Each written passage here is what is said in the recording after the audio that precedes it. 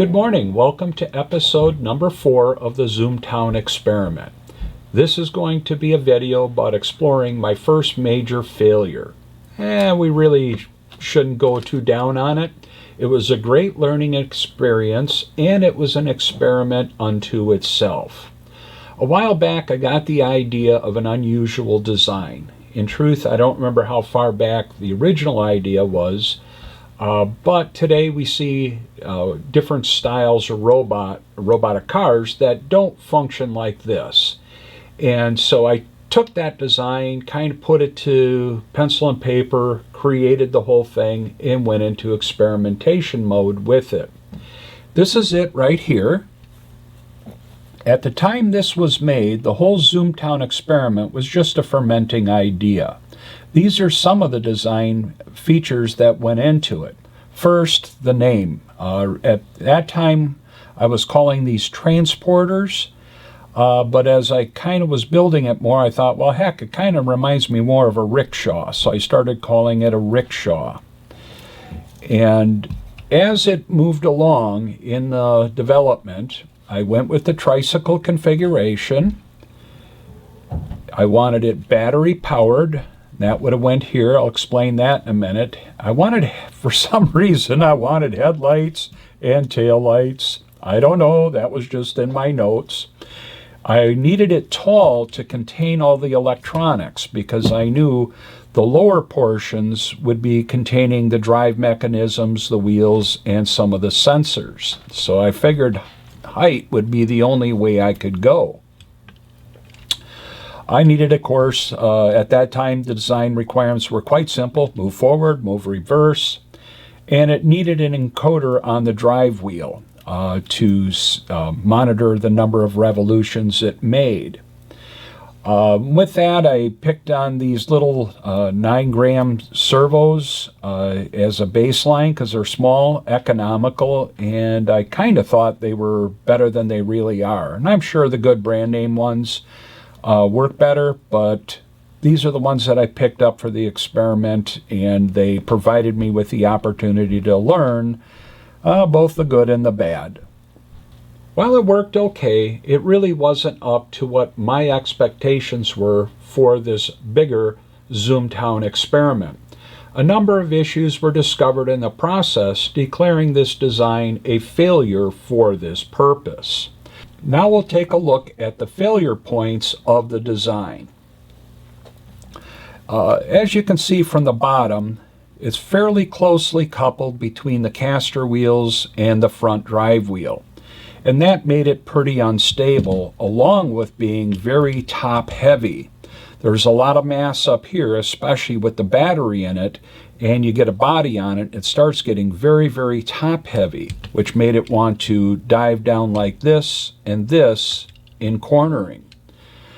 Velocity control of the servo wasn't nearly as good as I thought it would be, and in truth, I really should have known that in advance anyhow, because you don't have a lot of PWM duty cycle range to control that velocity.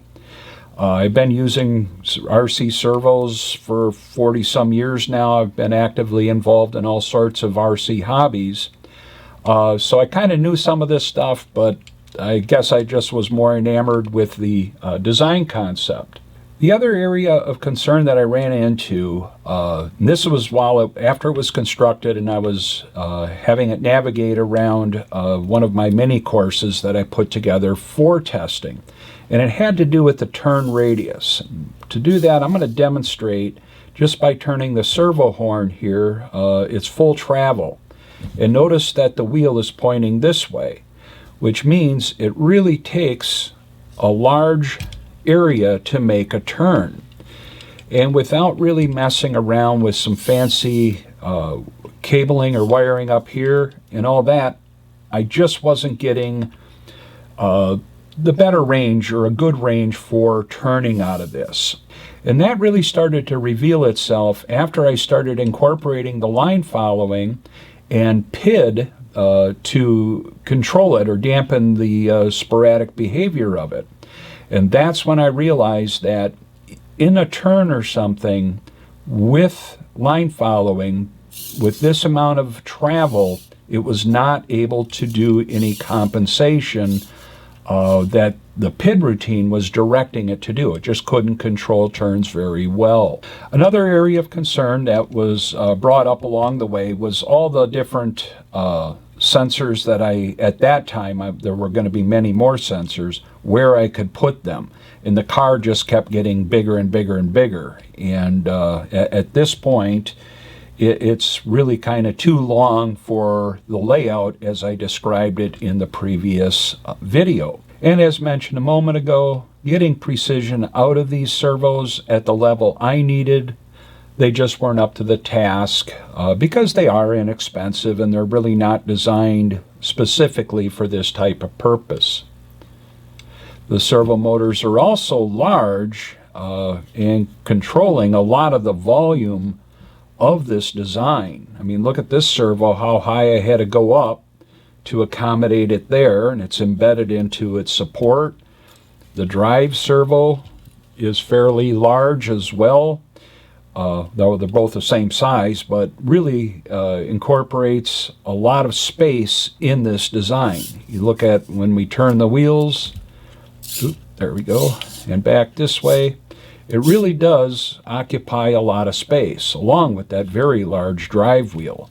And you look at that, this whole area here is reserved for the drive wheel and the servo motor. Another thing that was a failure point was my original idea to use one of these for the power. I really like these power banks because they give you 5 volts. They give you a fairly decent capacity. This one is supposedly 5 milliamp hours. And they give you a variety of input and outputs. This was mounted right here very easily, so it would have been easy to take it in and out and to charge it up, etc.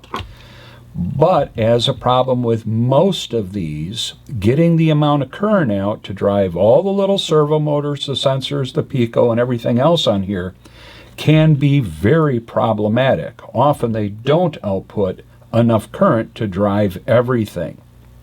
And I ran into that problem with just this minimal configuration.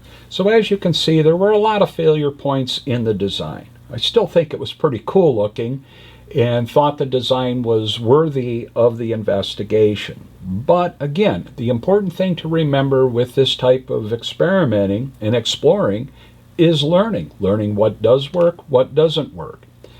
The next thing we're going to take a look at is what I learned from this experiment or mini experiment with this particular rickshaw style Zoomie.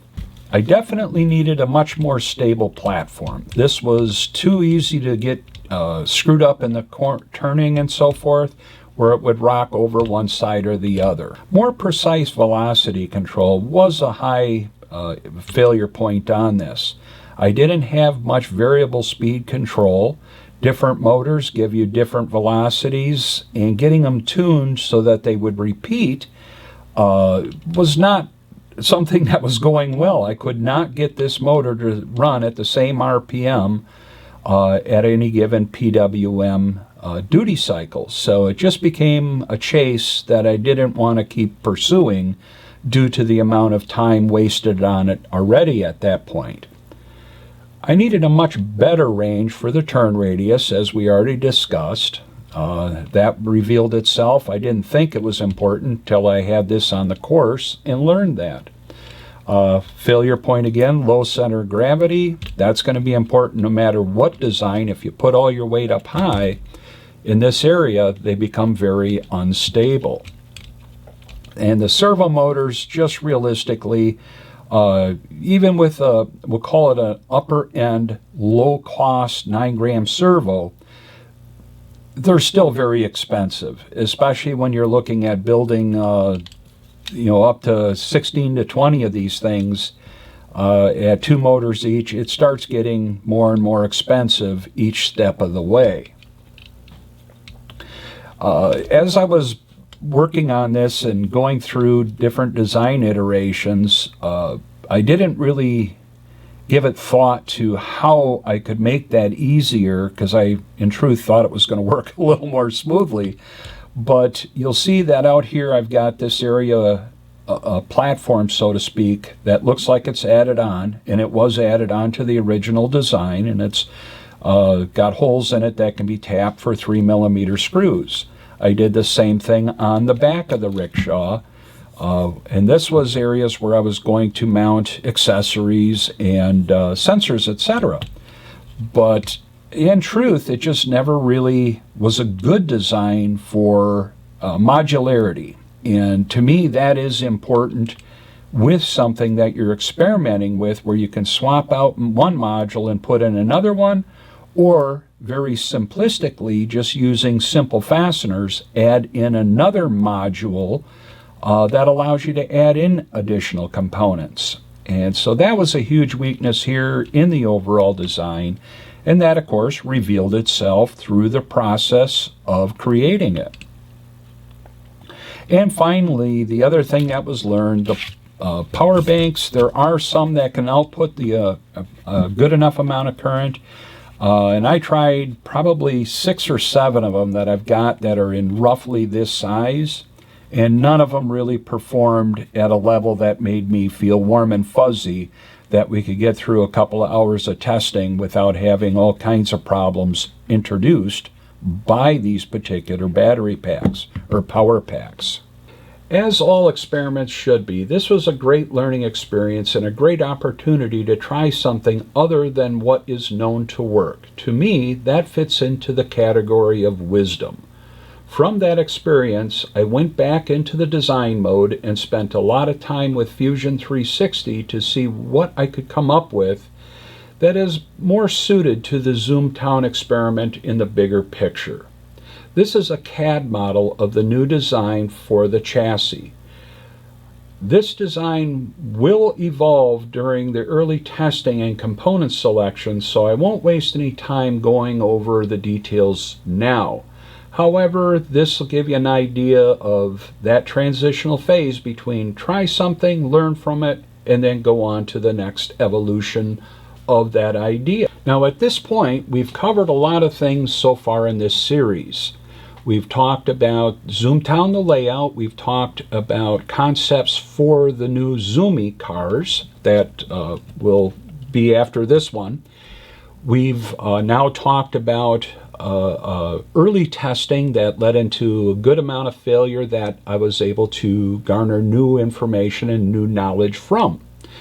So now we're at the phase where we start putting things together. That 3D design I showed you, we'll start putting that together, putting components into it, testing them, and that part of this series will be very similar to the previous Pico series, where put out a component out there on the bench, we talk about it a little bit. In this case, we'll be able to talk about it with greater specifics because we've got a specific application for that component, and we'll do some testing, coding, and all of that. Once we get some sub-assemblies together, we can do further testing, and then as this progresses through the whole project, we're going to get a Zoomie car built, probably not in a few weeks, but most likely in a few months, 2-3 months, I think, as we're doing these weekly shows, and we should have a Zoomie ready to be putting on the layout and start zooming around the layout and seeing what happens. So with that, I hope to see you in the next episode where we start looking at the motors that'll be used to drive the new Zoomie. Thanks again for watching, and I look forward to seeing you then.